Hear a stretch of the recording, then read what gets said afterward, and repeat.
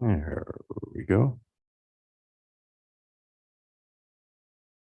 Okay, hello everyone, and welcome to Concordia University's fourth space. Thank you for joining us for today's event, a one-day exhibition with students in the theater department's Celestial Performance Design course, engaged with celestial forces from within fourth space. Now, to help situate you, we are streaming to YouTube live from fourth space, located in unceded Indigenous lands in Tiohtià:ke, Montreal. And here at fourth space, we work with our university community to help mobilize knowledge by co-creating daily activities that examine research, questions, and projects that are in development here at the university. We're running this event as a live streamed Zoom meeting. And if anyone has any questions, just let us know and we'll get a microphone to you. But with that, it is now my pleasure to hand it over to everyone, I think, today. But first to Mo Beatix, Prof for SCEN 498. Mo. Woo! Thanks so much. So welcome to the first ever Celestial Performance Design iteration of this course, and the first time we've presented at fourth space, so we're very excited. The students in Celestial Performance Design have been working really hard to learn about celestial entities and how those might shape performance spaces, processes, or modes of thinking. And they've come up with really incredible engagements. And so today we're going to take a tour around the room of various projects, performances, and installations that these students have been working on. They put these things together in about a week after midterm break. So we're going to give them all the credit for that hustle in that short amount of time.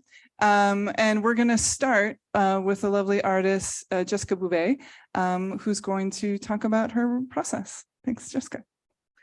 Thank you, Mo. Welcome to our class project. We have been working really hard and looking at different modes of thinking in certain terms of time and space, and so we're here to show you. So, hello, my name is Jessica Bova Deusundate, translating to Bright Night. I am a Mohawk of Kahnawake, and I'm of the Wolf Clan. Today, I've did a mixture of a performance and an installation, which I will talk about in a moment. My name is Bright Night, and the reason I was given that name, my grandmother, was because I was born on a bright night. It was the night before a large supermoon in August 27th, 96. And basically that name has followed me through my whole life and really has laid the tracks out for my path. And it has really impacted me, not only connecting me to the world, the land, and, you know, the moon and sun and stars, but also in terms of looking at history through the cycles of nature. And what I'm here to show you today is history through moon cycles.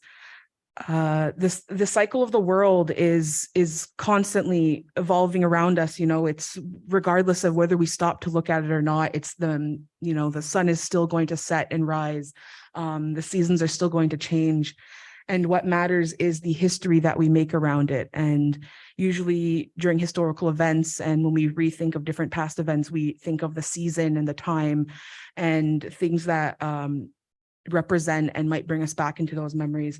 And so what I'm here today is I did some research on the specific moon phases of different historical events the night of the day they happened. And I just wanted to show a different way of understanding time and space, rather than through words or numbers, but more of like a physical representation of how we understand the world. My performance is I will be beating I will be beating here today these moon cycles in a way, again, to talk about how the world is constantly moving around us, and it's whether we are here to acknowledge these historical events or not is what is going to matter for the future. So yes, thank you. And just quickly before I pass it off, so far I've beaded a few of them. And as you see, I wanted to protect them and surround them by medicines that I picked through my yard. This is cedar, and we really use it for cleansing. And when we're sick, we drink it, we bathe in it. We aerosolize it, we use it in many different ways. And so, I brought together the moon, I got tobacco, I brought my sweet grass, and specifically, like, for example, this one is the moon I was born on. So that's August 27th, 96. This one here is March 11th, 1990, which was when our sister reservation Ganasadage set up their protest against the beginning of what would become the Oka resistance. And this one specifically is the night of, I believe, it is July 29th, 1609. And this was when the first time Samuel de Champlain and his people became in contact with the Mohawks. They had ran into each other basically. And it didn't end well that night for my people, but that was like a very significant moment in terms of seeing guns and seeing these new people that we have yet to fully experience. So yes, thank you.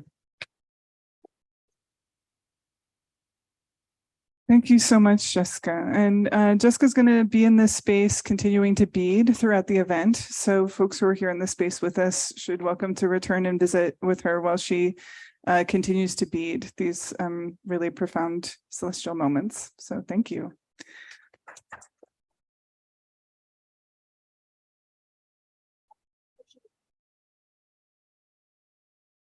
So next on our lineup is Zoe, and we're going to make space for this lovely tent that's right here.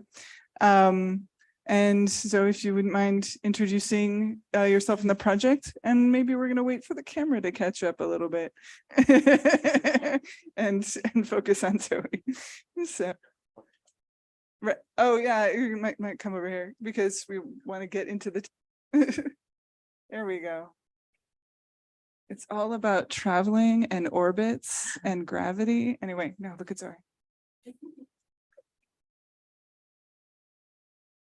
Hello, my name is Zoe Heffring, and today I will be presenting my project, Humanity Party. So just as a forewarning, there will be some loud noises and we all will be inside of this small tent. So if that makes you uncomfortable, you can enjoy it from out here. But yes, so I'm going to have everybody take a cup of tea to start, to begin our performance.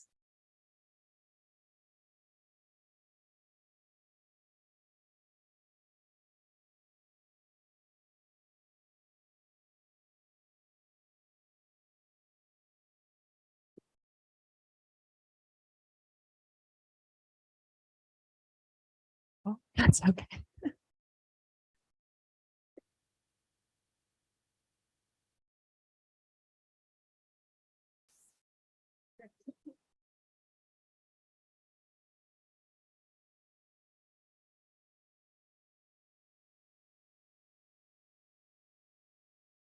Wonderful. Let the tea party commence. Please enter the tent. That's all right. Oh.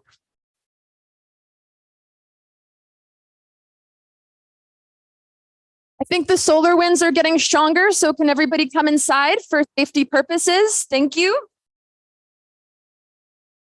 Wait, there's space.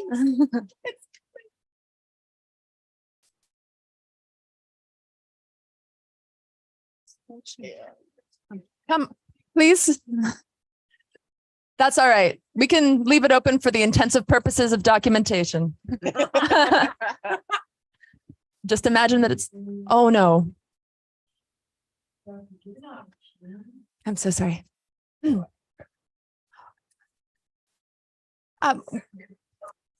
never mind. So, okay, so come to my tea party. So today we are drinking Mount Atlas tea that I procured from the market. So sorry.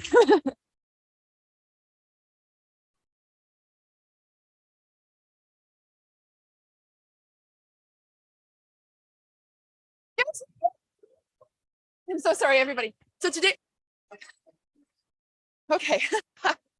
Hello. Can you please stop being so loud? I am trying to have a tea party. Thank you. So we commence.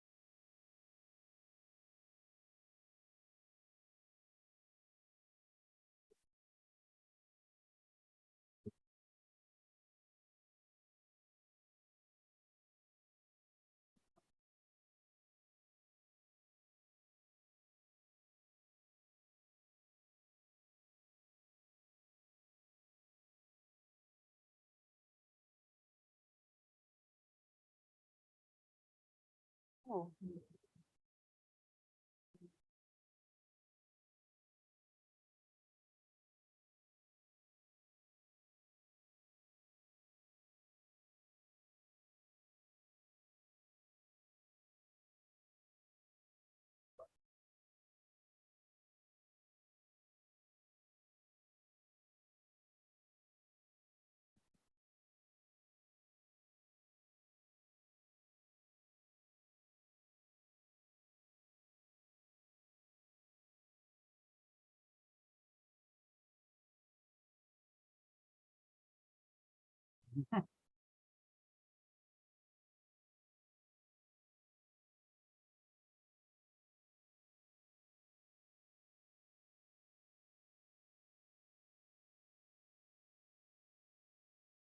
For attending my tea party today.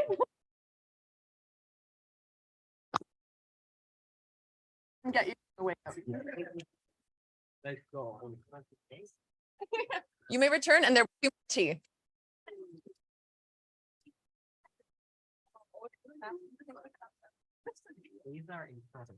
Oh, that's a great question.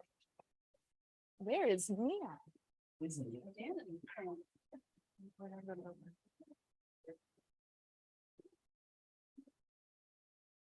Okay, thanks so much for that. We're going to start to make our way this way. We have a group that is interested in the mythos surrounding celestial events and creatures of the night. So I'm going to pass this mic off to you. Great. I don't have to explain. Do I explain anything or can I just start? You can just start. Introduce yourself with your name and title then. My name is Tara, and that's not Check. check. Mike check. Mike check is not checking white. Right, Mike. You got it. Okay.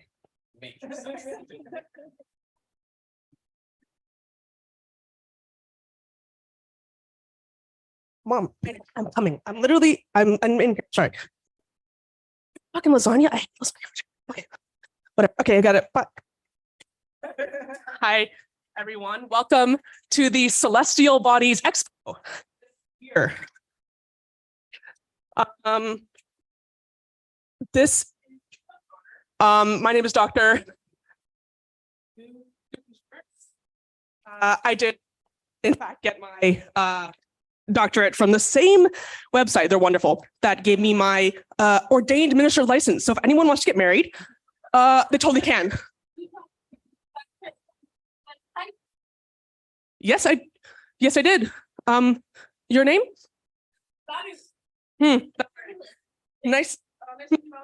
Anyways, everyone, welcome to Corvus Torquellus. This is what they've been hiding from you. And They have pigs on the moon. yes, okay, if you let me finish. This is the moon pig, who they have been hiding since 1969 on Apollo 11 in the moon. He is a predator animal who is carnivorous and lives on the dark side of the moon. This baby, what happens is that when phases change, the shade covers the light side of this is the and the babies get trapped in the craters of the moon. But you see, it has the genetic makeup of what you would say is a guinea pig, but with the rage of a wolverine that unrivals everything else. And its breathing patterns, you could see, maybe you can't see the gills as it uses to breathe in to fly the wings up. Yeah. You're saying it's a guinea pig? No, it's not a guinea pig. It's not.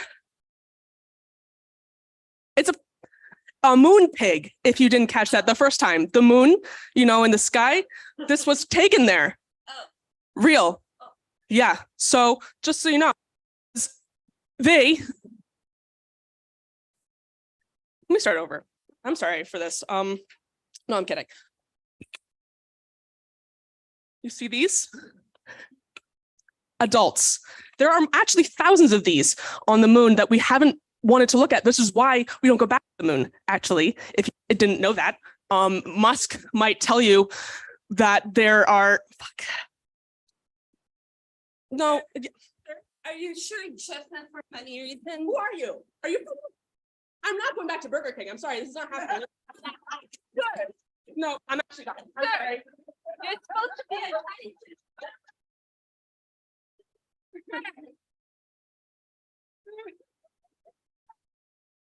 He's moving. What's going on?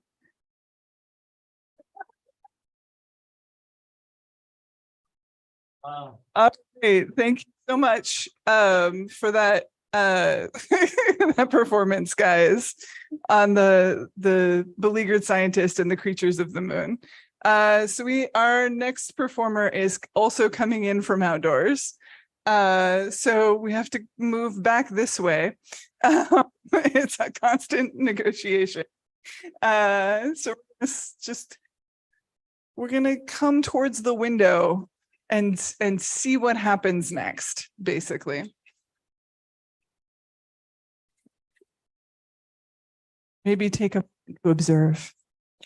Yeah, friends, I'll just make a note that our mics are seeming to be a little funny this morning. If you hear a little bit of flickering, we have a backup. Oh, thank you. Excellent. And just a note on talking to mics for all the students, it helps. Don't try to swallow the mic. Keep it about 6 to 8 inches away from your mouth. I know.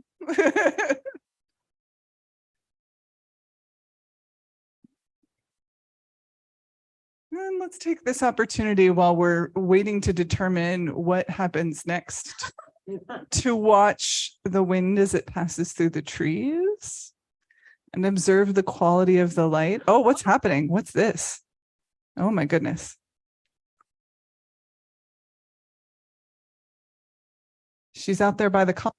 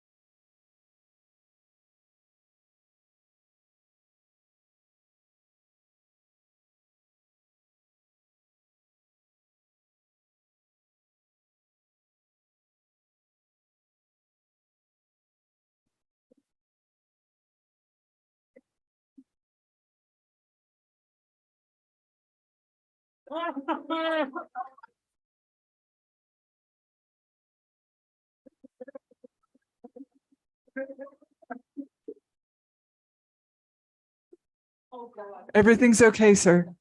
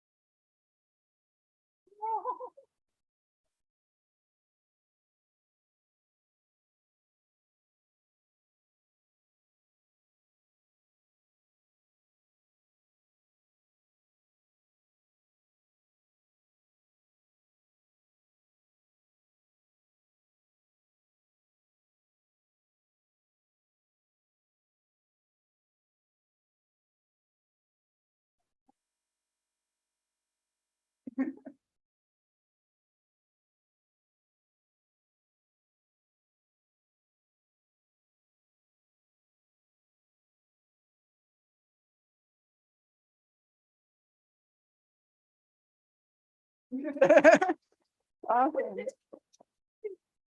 All right. That was Mia as the wind. So now we're going to actually move across the space into the corner. So if you want to follow me. This is a, there we go. Okay. Yes. Oh, no, did you need, are you not ready? Yeah? Okay.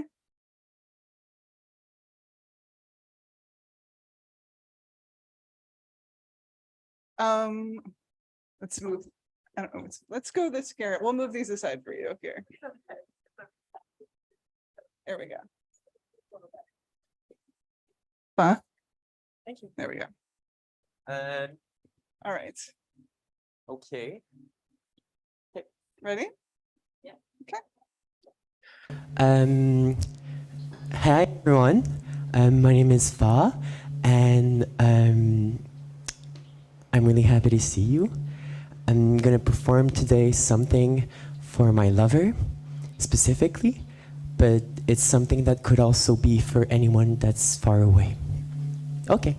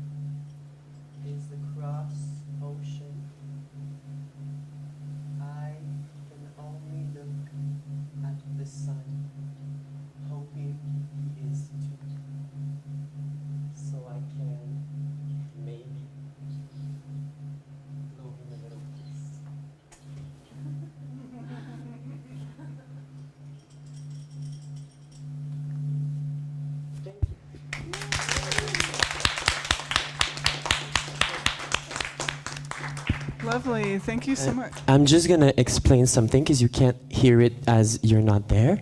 But I would ask for you, if I was to perform this with an audience, to come forward. So I'll just ask to, I'll just bring it down. And if you want to come forward to hear the sounds, I'm just gonna move it downward.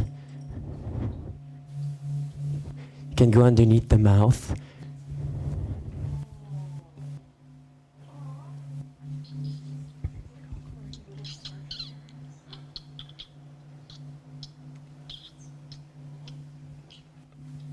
And there's ambient sound in the back over here. And that's the noise of the sun, determined by NASA. So it's using a wavelength to, so using the motion of the wavelength to then translate it to sound. So I didn't do this, but I did the kissing with my lover. We actually recorded together in a FaceTime. So, okay, thank you. The sun as lover. Thank you so much.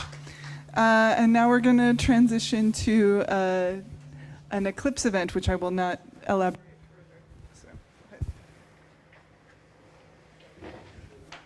Okay. Hi, everyone. My name is Grace. Today, we're going to witness a true, spectacular, and rare celestial event, a total solar eclipse. We're here at Concordia, so we're right at the path of totality. And so we'll experience a total solar eclipse, which is why you've all come from so far away. You know, in ancient times, solar eclipse caused a lot of fear and a lot of anxiety. So imagine looking up and all of a sudden the sky would go black. You know, when it disappears behind the moon.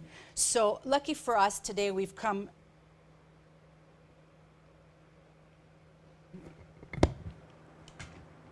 Check. Hello? Yeah? No, they're all sitting down. We're ready. What? I didn't sign up for this. What do you mean make them sign a waiver? No. Forget it. No, they're sitting down. I can't. Anyhow. So Quebec has not had a solar eclipse in over 50 years, since 1972. And so before I begin, it's very important that we cannot look at the solar eclipse with our bare eyes. So Arisha, if you can please give the glasses out, okay? Or else we can burn our retina. I'm going to ask whoever wants to participate to be here, okay? Just take a seat, alrighty. There will be a countdown, okay? And there will be a countdown, and it'll be a 5, 4, 3, 2, 1. And at 1, please put your hands out. This is a sensorial solar eclipse, so it's about feeling, okay? Don't be frightened. It should all be safe, but anyhow, that's what we're here for, right? So it's a sensorial event, alrighty? So I think we're ready to begin.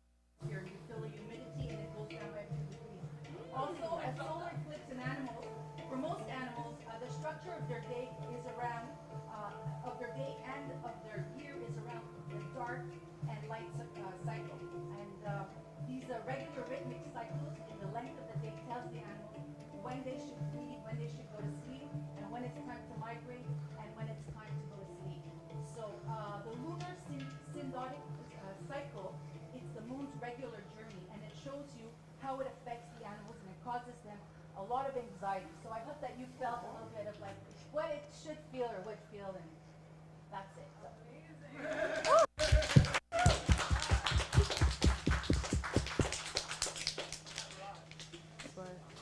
Check, check. Can you guys hear me okay? Yeah? Awesome.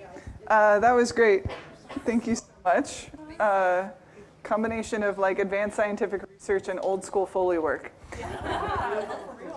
Where did the handheld microphone go? Okay, there we go. Excellent. So we are going to, thank you. We're actually going to travel to Madison's space next. So if you want to follow Madison in the blonde hair, lead the way. Camera is our fellow audience member.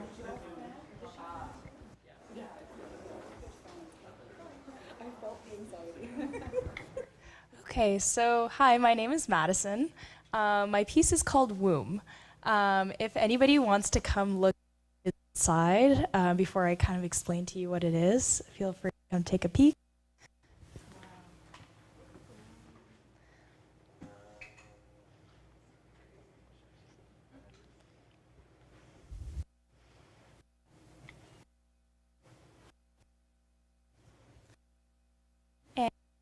This piece is Venus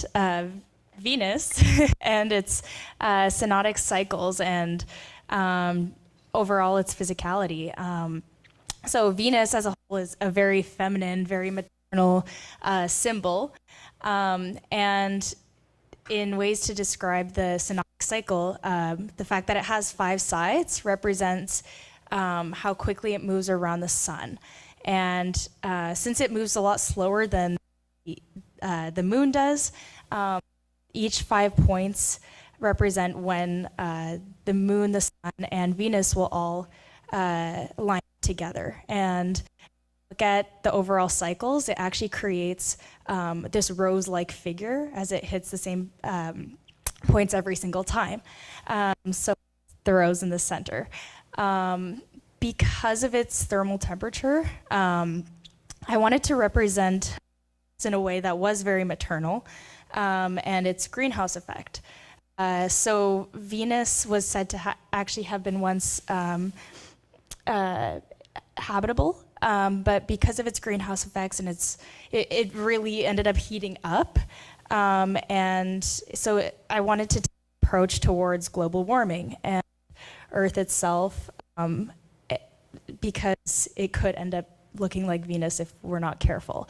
So I wanted to add all those things together and create this womb greenhouse that has dying yet flourishing flower that is in the middle, with the light in the center representing the sun and everything that's surrounding it.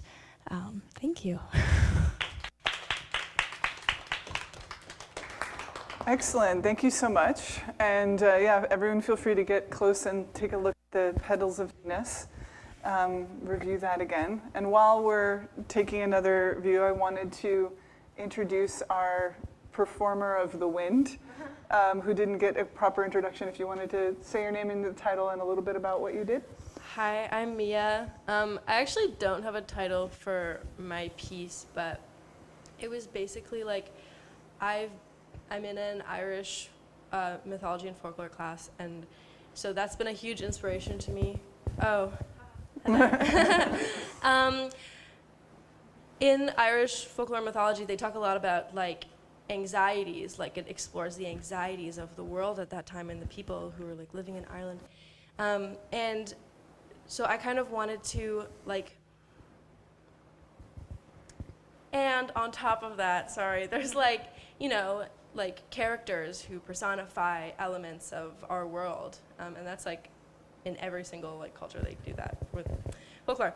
So I was like, I was wanting to explore like what the character or, you know, personification would, how it would appear in our like modern world if we were to be like writing folklore or whatever.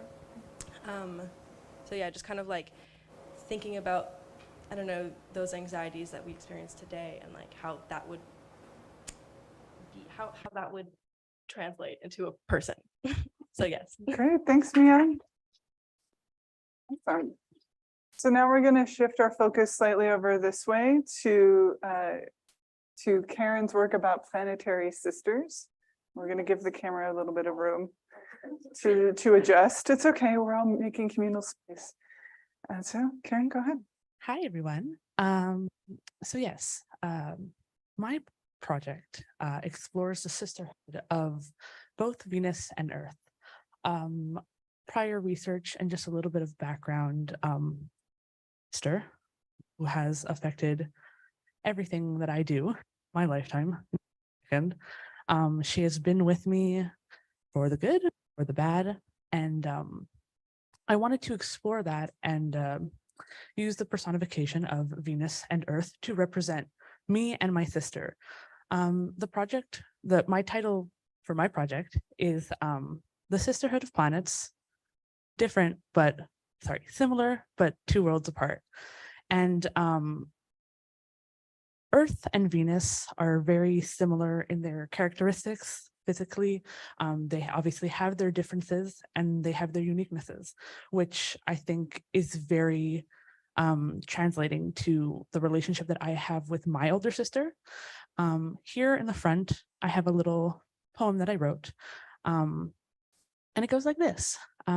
This is sisterhood. These are sisters. These planets are similar, but worlds apart.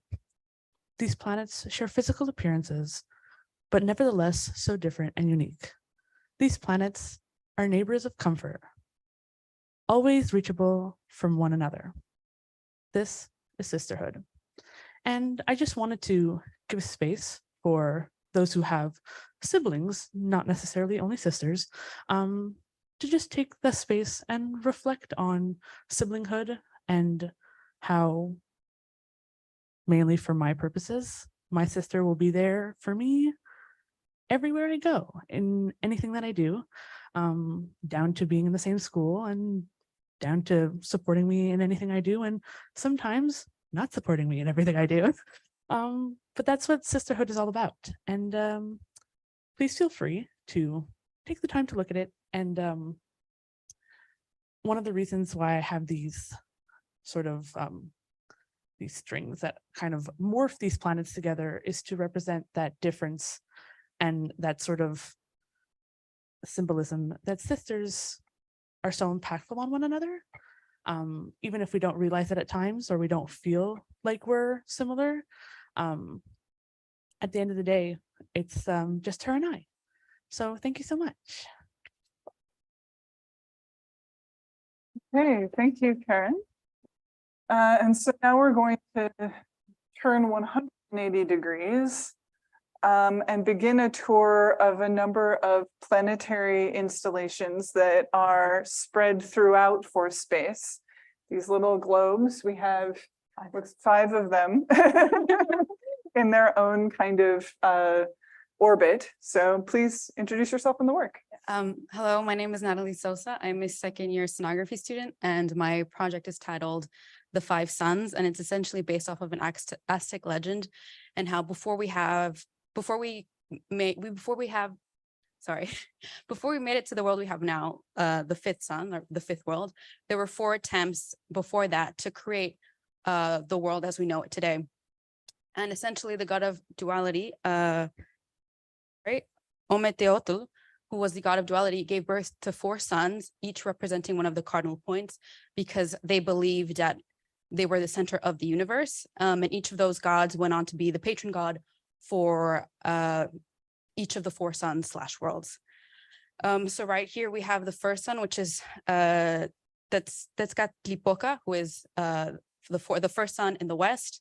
If you move towards this way, we have the second god Quetzalcoatl, which is to the east over there. The third sun and third patron god Tlaloc, north over there. And then finally we have the 4th sun, which is, and this is a bit of a mouthful, Chalchuitlicue, to the south. And finally we have our current, which is our current world right here. So feel free to walk around. There's a little blurb for each of the sun, for each of the sun / worlds, telling like the story, the ruling god, and how who lived in the world, what happened to the world, and how eventually the world ended. So walk around, and then when you feel like it, you can come to the middle, which is our 5th sun, our current world. Thank you. Yeah. Thank you so much. Oh, I've got too much. And while we're exploring the space, there is another work that's also distributed in multiple locations. Are you going to go over there? Okay. So we have a variety of different suns installed throughout the space, but we also have a variety of constellations that are installed throughout the space. So if we take a moment to explore in this larger area, Arisha, do you want to talk a little bit? Here you go. It's dying, so it's pretty slow. Here, but take a moment to pause, reflect, focus. Okay, my computer is kind of ass, so I'm gonna just go off my brain. Your brain is good. Talk from your brain. I'm gonna talk from my brain while my computer decides to do what it's gonna do. So you can also come interact with this lovely little map here, but what I have done is less of a personal performance and more of an interactive performance. It's a little scavenger hunt for you guys that I've made.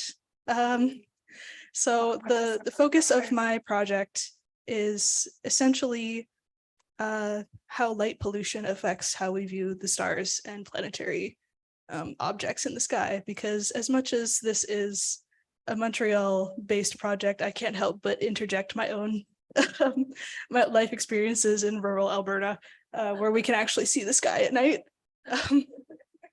And I miss that. And moving here, just can't see the sky. I miss that. So I wanted to explore that. So the title of this project is, oh my God. I'm so sorry. I'm so tired, y'all.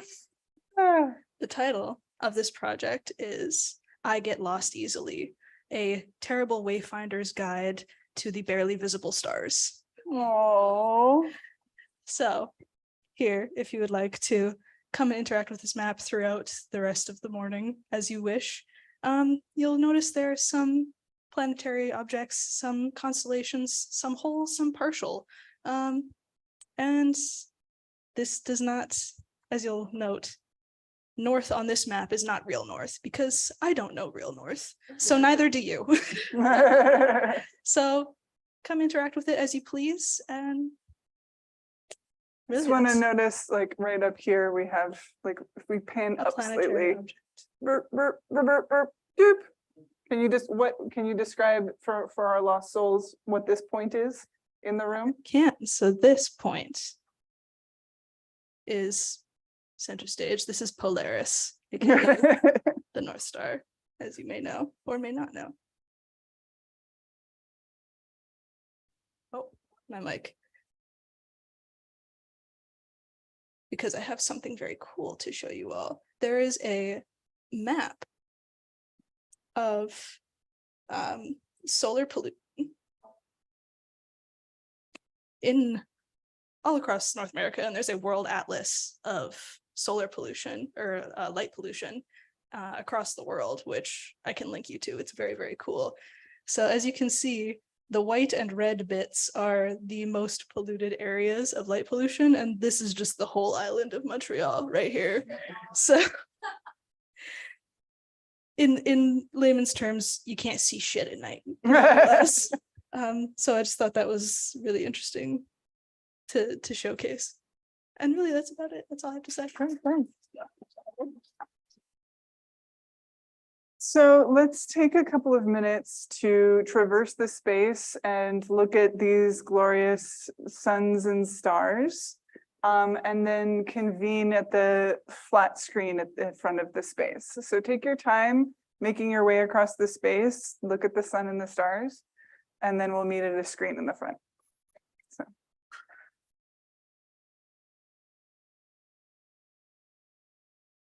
Okay, go one.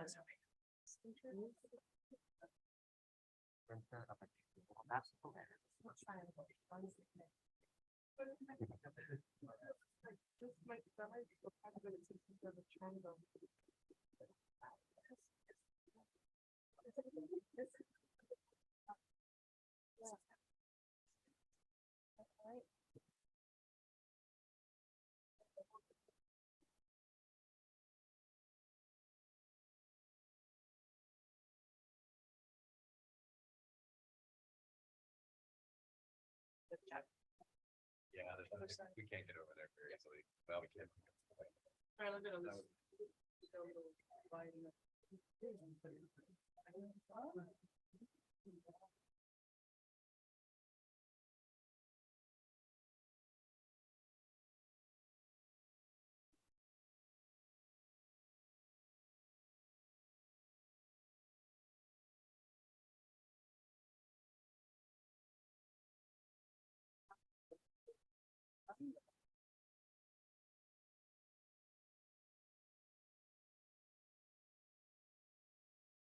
I think all sport part of it.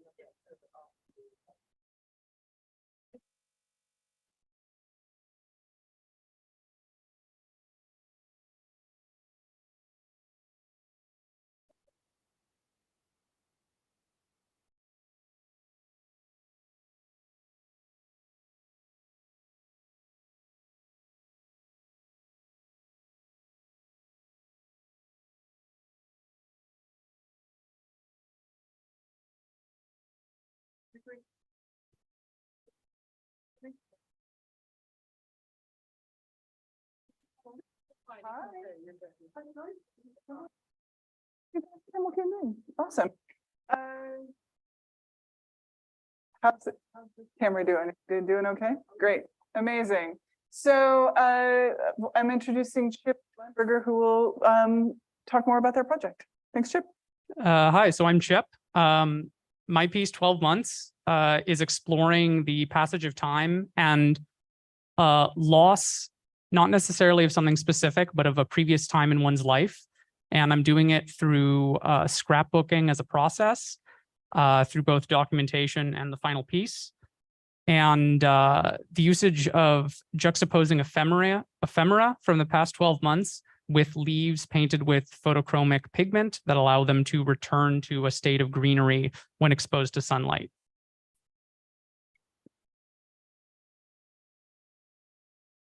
Thanks, Chip. So let's just take a minute to watch this video and take a look at the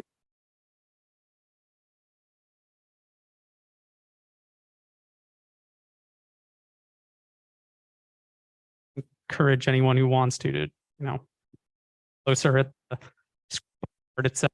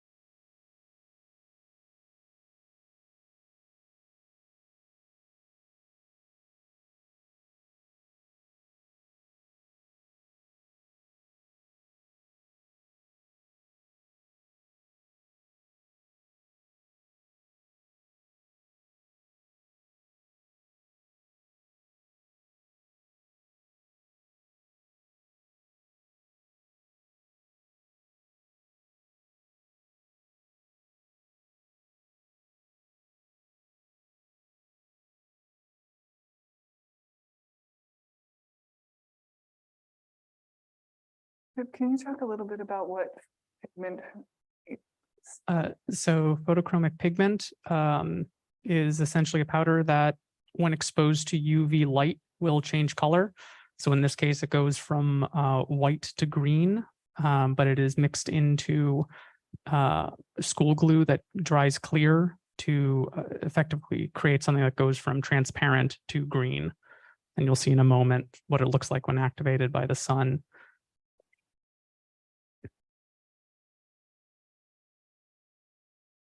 And that's still wet, so there's some of the natural color of the glue mixed in at that point, but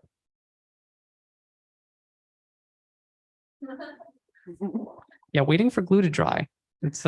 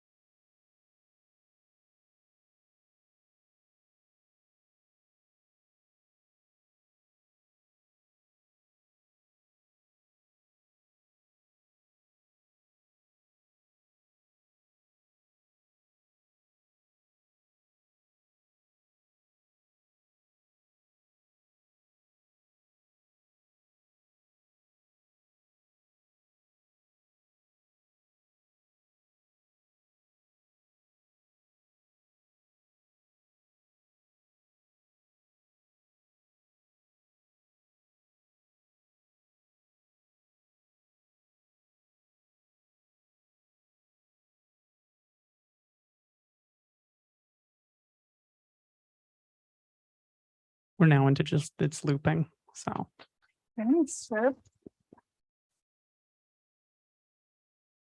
So a really lovely meditation on loss in the sun. Appreciate. Thanks so much. So we have one more work that we're going to look at in the space. And then we have actually some time. So we'll do a bit of a circle up and a discussion amongst ourselves of what we just walked through. But Oliver, would you like to lead us through this final work? Okay, go for it. Nice. All right, here's pick this. Yes. And wait, trying to catch. Oh, yes. Yes, there I am. So hi, everybody. My name is Oliver, and this piece is called My Piece of the Moon. And it is essentially based around walking home at night and how that is sometimes not really fun. And actually, if we could maybe turn off some of these lights to really, this is the only time I want something to be badly lit, that would be great. But yeah, it's essentially the thing that I use as kind of like, I guess, a calming mechanism or that like sense of safety. I don't have keys. My front door doesn't have keys, so I can't carry keys in my hand. And so instead I use my headphones and I use music to kind of just get me that like 10-minute walk from Montreal Metro to my house. So I have curated a playlist. This is a video from my home. So if you would like to pick up these headphones, or if we have a Spotify code, so if you would like to scan that with your own phone and use your own headphones, that is also fine, but they won't have cool moons on them. So yeah, it's cool moon. Yes. Oh yeah, those are 3D printed moons that I 3D modeled myself. Yes, thank you for that. So yeah, if you would just like to walk through the space, you can't hear me, they're noise canceling. And yeah, so I made that 3D model myself. It was 3D printed at the CTC shop here at Concordia. And yeah, that's pretty much it. They're stuck on there with some command strips. And yeah, those are my actual headphones that I use. Yeah. Can you talk about the title of your research presentation for my research presentation? Yes. So that was called The Moon is a Trans Lesbian and She Wants Me to Get Home Safe. And that was the beginning, kind of explored this microphone is transphobic. My relationship with the moon specifically, and how as someone who, the moon itself is a very feminine presence in the sky. It's a very, in mythology, and then just for myself, yeah, you can hit them if they don't work. In mythology, it's very often the moon goddess is also the goddess of women or the goddess of protection, thinking specifically like Artemis, who is the protector of young girls and is also the goddess of the moon. And also thinking about how the moon, despite having all these feminine goddesses, is often referred now as the man in the moon. And as well in that research, I found some poems in which the moon was referred to as a trans woman. And in my own relationship, in getting home safe as a trans person, because that's not fun, it's statistically improbable. The women and the queer folks in my life who have helped me get home safe, who have told me to text me when I'm home, text them when I'm home, or who have walked home with me, or who have given me a ride. Those have almost always been women or trans folks. And so celebrating them and celebrating the moon, which is also something that I look up to and I see, oh, the moon's watching me. I will be okay. But yeah, so if you want it, this is a creepy alleyway I made. So if anyone wants to step into a creepy alleyway, be my guest.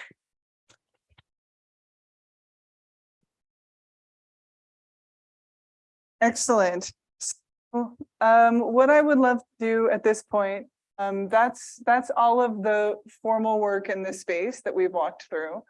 I'd love to give the folks who have just arrived and joined us in the space a few minutes to wander around and explore what's here. If you want to talk to folks and kind of catch them up on what they might have missed. And I want to invite the cameras to explore the space as well. take, let's take 10 minutes to do that. 10 minutes of just kind of wander around the space, and in 10 minutes, we'll circle up and have a group discussion and check in. Take 10 minutes and please explore.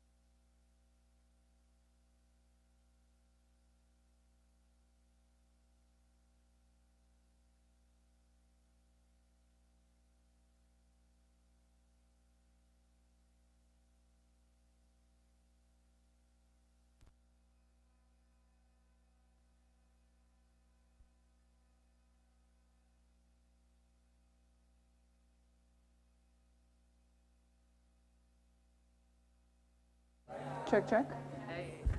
Check, check. All right. So folks in this space, if you want to start slowly making your way towards the center and the chairs right over here by our modern day sun.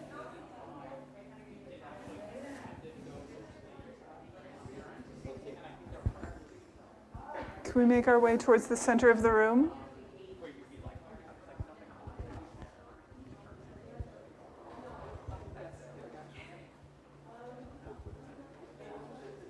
Take all this.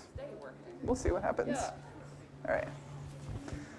Let's have a seat around the modern day sun. Yeah?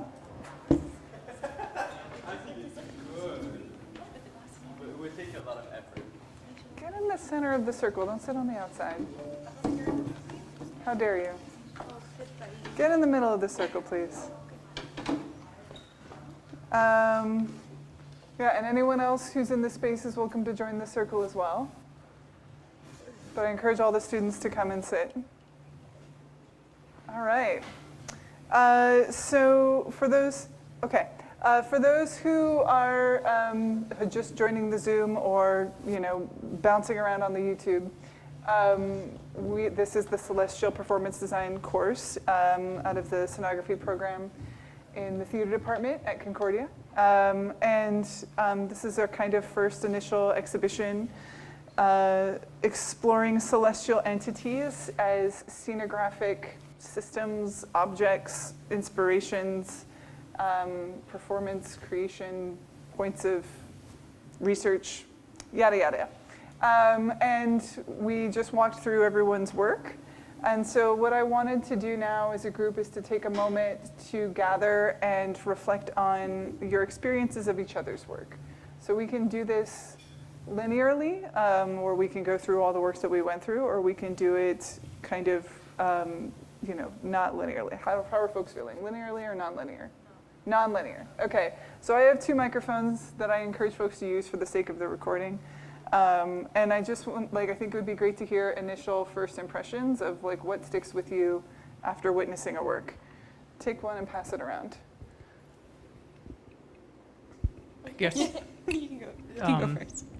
something that struck me about the projects in aggregate is that in a celestial performance creation class, you'd expect a lot of projects to be looking up, and although some do, there's a good balance between projects looking up, projects kind of looking down, projects that are at eye level.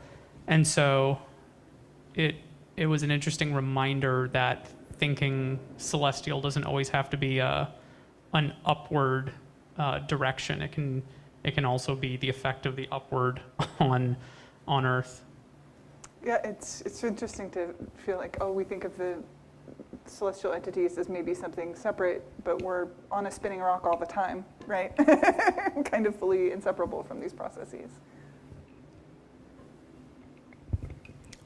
I think it's something because we're working with science in a way, astronomy, but there was a lot of emphasis on the structure of the actual design itself.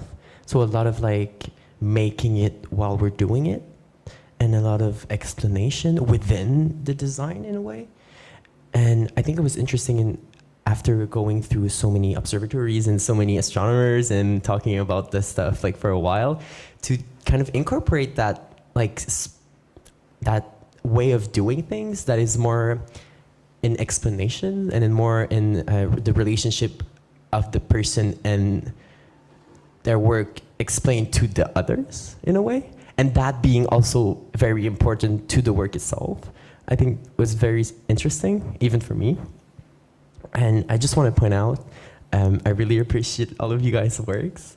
And I saw a lot of elements joining together.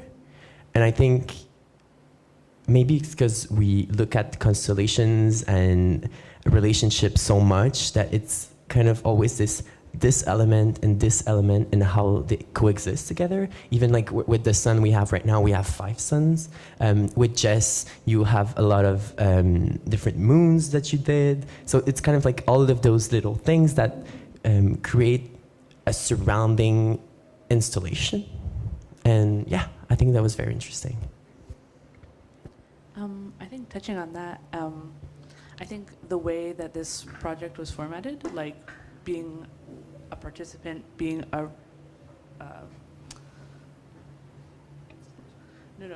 being a presenter, being an observer, a listener. I think there was, just like Chip said, like a very nice variety of how we could interact with each other, how we could, how we could interact with each other's art specifically. And I think like just working off of a designer's brain, we all work very differently. And I just think that like this room really allowed that to come through. So slay, guys. I guess kind of also in the same vein as that, I think the coolest thing about today was having absolutely no idea what everybody would present. And like, but like not even any way to predict what would happen, you know? And I think that that's the power of the project, having, you know, kind of one set solid parameter and giving us the freedom to do whatever we want. And I think it was really great to see all of your individual processes. And I think that is the coolest thing about, I don't know, being in a class like this and sharing art like that is, wow, everybody works a little bit differently. And I don't know, I think through this project, I'm just really interested in everybody's processes. And the products are, of course, beautiful, but it's really cool how you all came to what you presented. I also just like want to like be very proud of everyone because I feel like this has actually been like some of like our like we've had like really good works today. I think compared to maybe like the last project that we did, which again was amazing. I think all of our works had like a lot of thought and a lot of like purpose and intent, and I think all of our pieces were like executed better. I think people had like more understanding of maybe how the how the structure of this class goes and how like the projects connect and blah, blah, blah. But I think we all sort of understood the idea of like everything needs to be there for a purpose, of like not using a bed sheet or not using like whatever it is to just use it because it has to. It has to be there for a meaning. And I think we all kind of got that. And I think it was very successful today. Congratulations, everyone. Yay, self-props.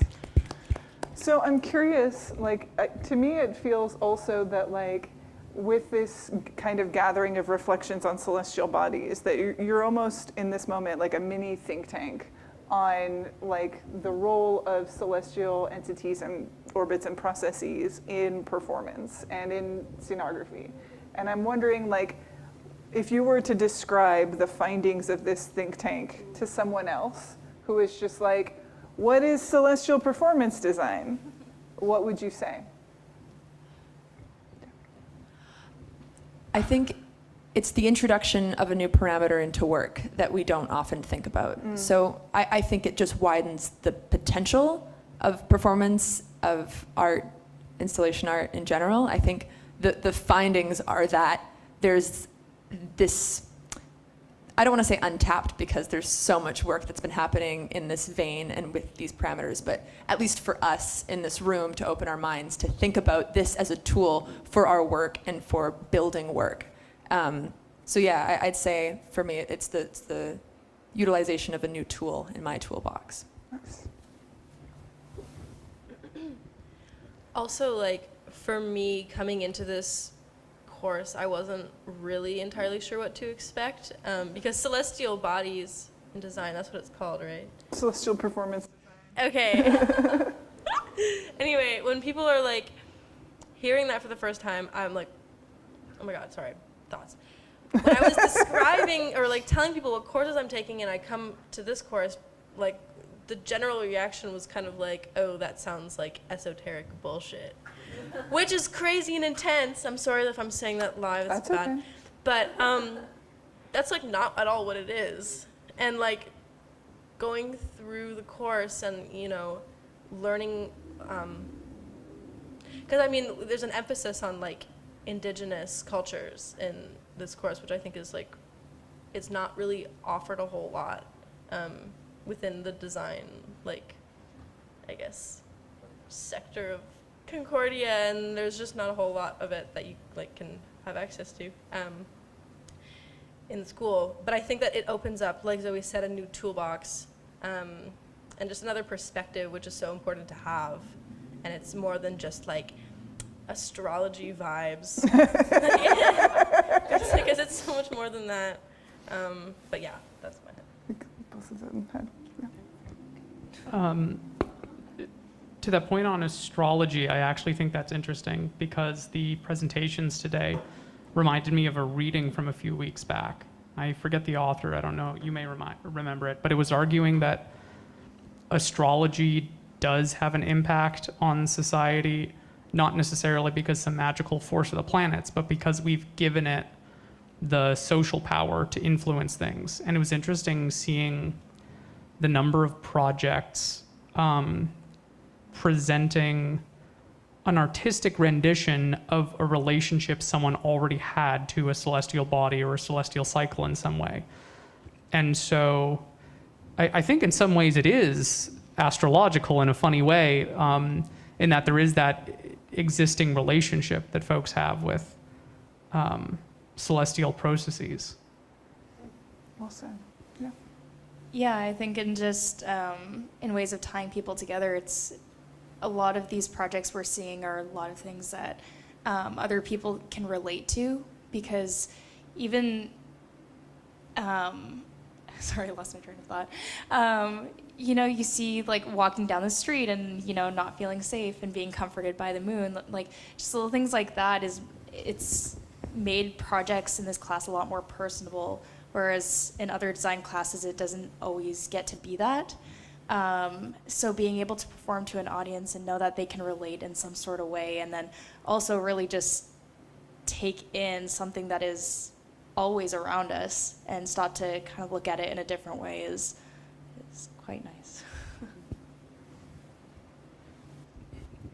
Yeah, to kind of directly go off of that point, despite the fact that we are dealing with like truly massive things that are so far away from us, this is like one of the classes that I've made the most personal artwork. And I feel like a lot of it, like just like it seems to be a very common theme, no matter what presentation we're doing, it's an exercise or a project, there's always a whole bunch of people who are like, family history, or I don't know, trauma, or things like that. And maybe that's because we're in theater school. But I think it is like the course material that we're looking at, it does elicit this, like, because it's so far away, the only way you can really relate to it is from yourself. And it's, I think, creating some really, really great art, because that is like kind of the essence of it. Like there's no, you can't really like go look at something else somebody's done and try and emulate it, or like go to like a specific like artistic method. Is just like the sun's up there and I cannot fathom what the sun is, and we don't know what it is, but I know what I am. And then that, I think, has been a really interesting new way to look at least my creative process. For context for the virtual audience, folks have been reading sources on archaeoastrology, which is the anthropological relationship of humans to celestial entities. We've also had scientific research and readings. We visited the McGill Observatory, the Bellevue Observatory, and we're going to a planetarium later this semester, so that's going to be exciting as well. So for some of the context of what we've been exploring this far, just so folks know. But there's comments over here, so. So to like go back to that question of like how you would describe this like course to someone who's not taking it, in like, I guess being a little cheesy, but also in like the most spiritual and scientific way, like we are the universe experiencing itself. Even though a lot of what we understand as nature is usually tangible, you know, like we can feel the breeze, even if we can't grab it, you know, we can touch leaves, we can see the sky, but when it comes to like those things like the sky and other celestial beings, like even though they're not abstract concepts, we apply abstract concepts to them, but even though they're like literal physical things in the sky, it's one of those things that because they're not as tangible, like Oliver was saying, we have to put our own understandings, our personal, cultural, you know, sociological understandings on it. And I think it's really beautiful to see all the different personal takes in literally each and every single project and what it means to be human and to look at the sky every night and every day and just to experience and feel and just to be present. And I think it's really cool that what we were able to do today. Yeah.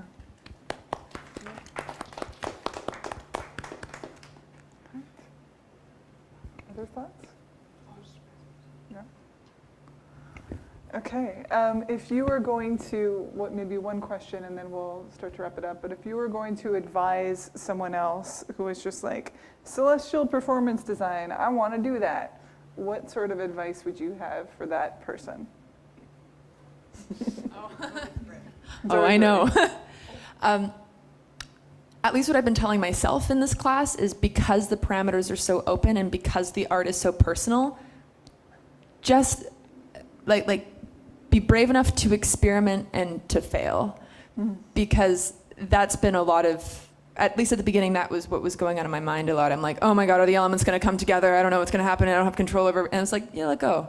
You know, and I think especially in relation to the outside world, you know, we were using the shadows and the shadows wouldn't come, and just to accept circumstances, to work with circumstances, and to allow yourself that space. I say allow yourself the space to fail, which is just my way of saying don't strive for perfection, strive for truth. And I think maybe that's something to take kind of in general, but especially in a class where the parameters are so open. To kind of go off of that point, I think like what you like about performance design is the control you can have over a space. Celestial performance design is not for you. Because I think it is something else that I have loved from this class is just the flexibility it has given me to be able to pivot, and even in planning to go, okay, what if I don't have a shadow? Make a shadow, okay. And things like that. But yeah, I think that would be my advice, would just, you're going to need to pivot. Even if the weather says it's going to be a perfect day, something will go wrong. And just to, allow space to fail, allow space for change. Nature is wonderful and wild and will never do anything you want. And sometimes it does, but it's never in the way that you thought it would do what you want. And I think that is that makes not really a lot of sense. But don't aim for control, aim for collaboration, I guess.